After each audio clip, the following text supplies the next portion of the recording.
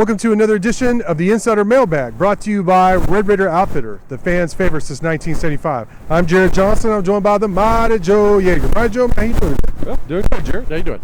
I'm good. We have some really good questions. We have more than usual, so I'm going to dive right into them. First one comes from our friend Tech Freak up in Minneapolis, who asked, what's the deal with Coach Joey McGuire and climbing a crane at the Jones?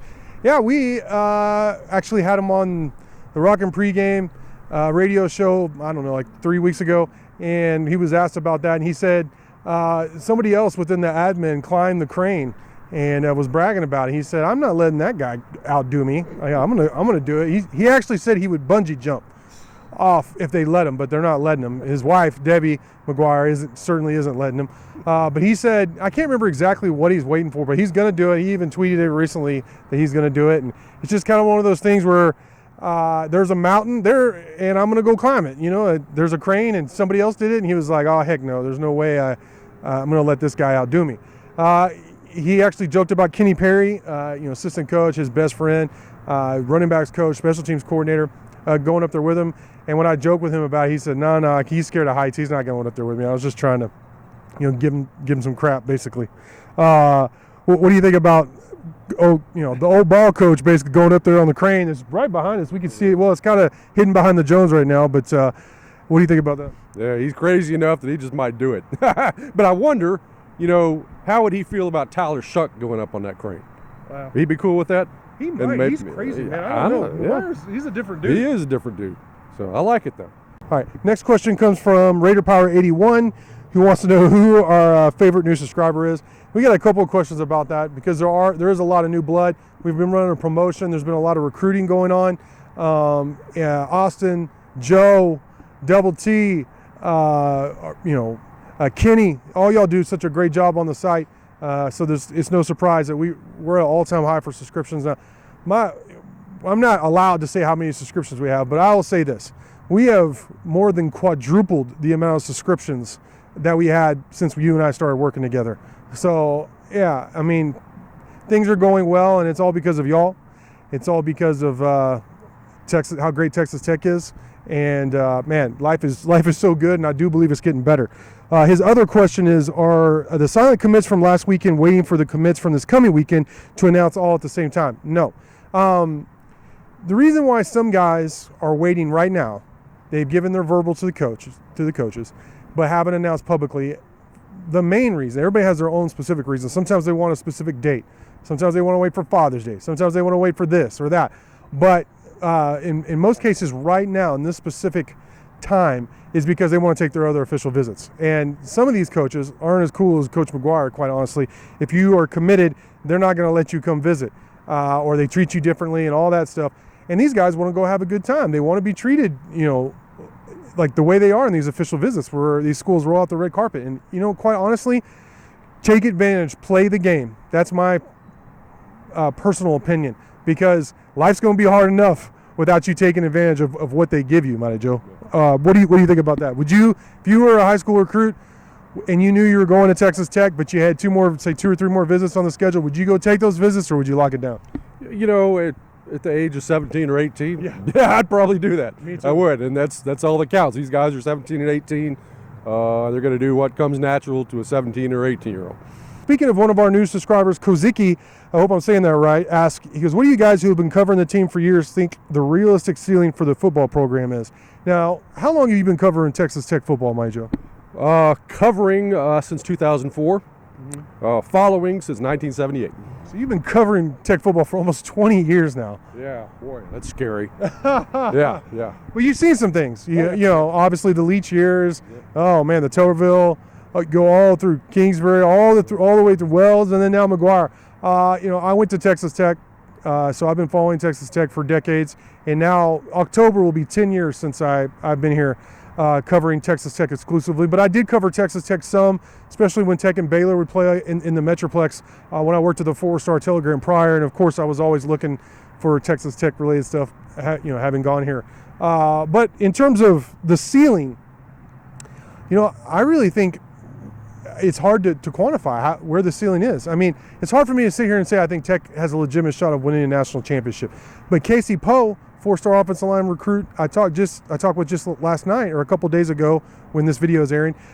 He said, look, I think Tech's going to be in the playoffs within 5 years. And I think it might be sooner than that. I think Tech's going to challenge to get into the Big 12 championship this season. I really believe that. I think they'll win 9 games. And I think the way they're recruiting, and that's really what it's all about, that and then getting them in your system and being able to coach them up and develop them. And I think they have that in spades in terms of recruiting and development, and then the systems, the game plans on Saturdays. I think Tech's going to be one of the best teams in the Big 12. I think they're going to challenge for Big 12 titles almost every year. I think if they get the right quarterback, I mean, if they had Mahomes, for example, with this rest of the roster, I think they'd be in the playoffs. I mean, I really believe that. So I think it's very likely that this team makes it to the playoffs at some point in the next 5 years, like Casey Post said. And I know that McGuire and a lot of the coaches within the program, I mean, they feel like that as a certainty. Yeah, and I couldn't argue with it. And, with the way the Big 12 is changing, Oklahoma, Texas out, some of these new additions and probably new additions to come.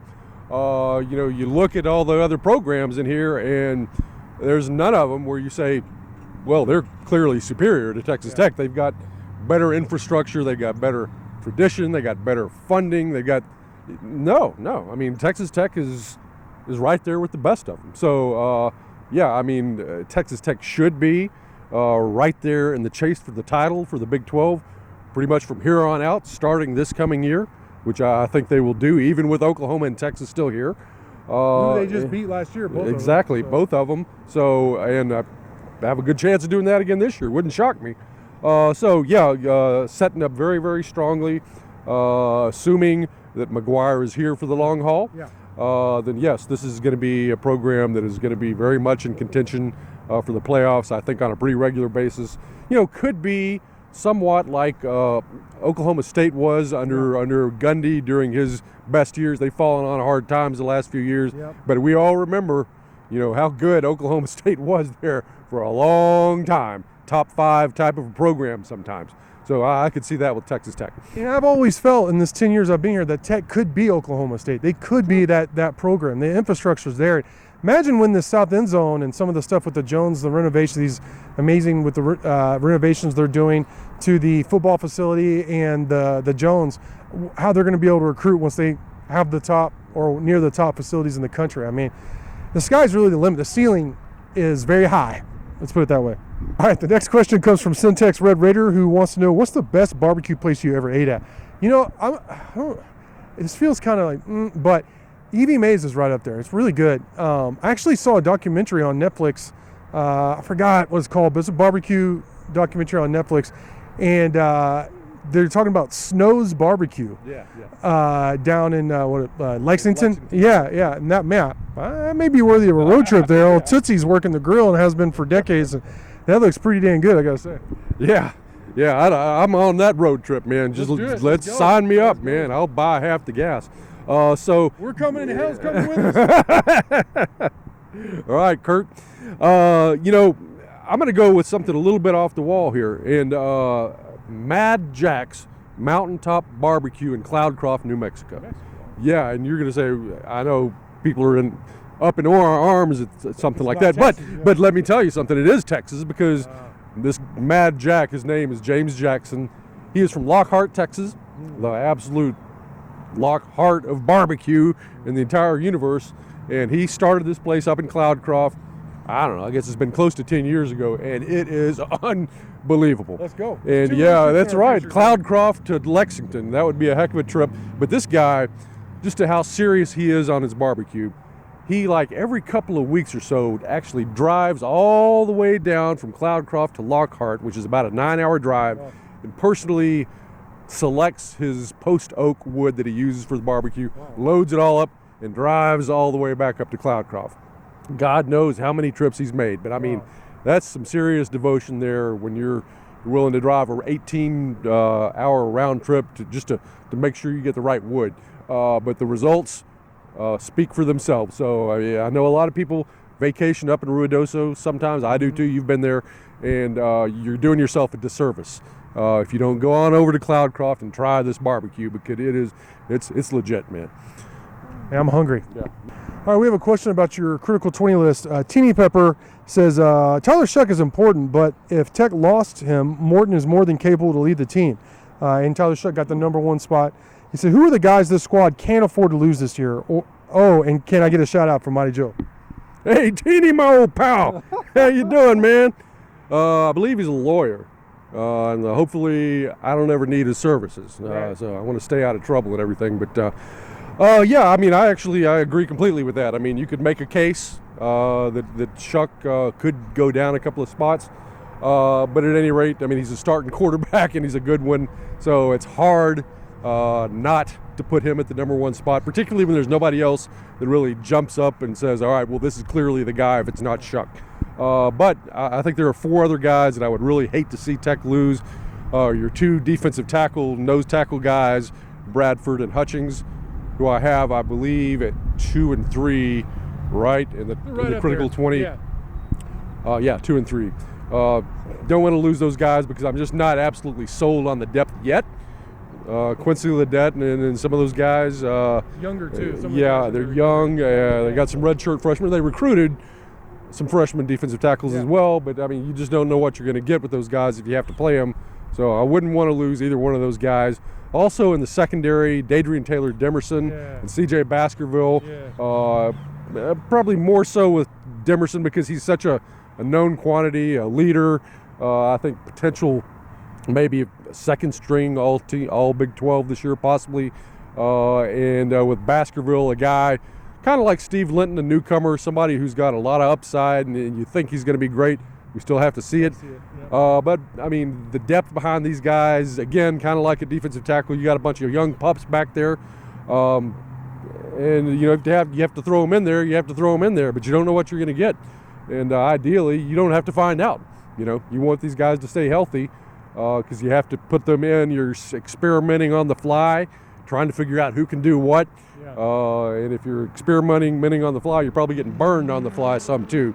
So you don't want to do that. I'd hate to lose those guys. So, you know, those are the 4 guys. It's good stuff, Mike Joe. Our final question comes from Red Rated, who wants to know what the feeling is around the basketball program here a couple months after Grant McCasland was hired, and do we feel like it's locked down or open and just that kind of thing? Well, first off, McCasland runs a tight ship. You ask Austin Massey, he'll tell you.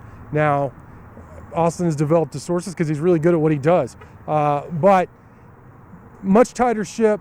It's definitely like you could tell a lot of the stuff they're posting on Twitter now is forced. It's like you're going to do this, you have to do this. You know, he would rather have a very closed, you know, this is just us versus the world. We're going to run our system and do our thing. That's the feeling I get from his program and just kind of the word. But some really good people he's hired in his program that I like in terms of his staff. I like the additions that they've added. I know that fans are restless in terms of some recruiting losses, but look, it's his first year. I mean, Beard didn't recruit lights out either when he first got here, and then look what he did, you know, in terms of he raised the whole level of the program with the way he recruited.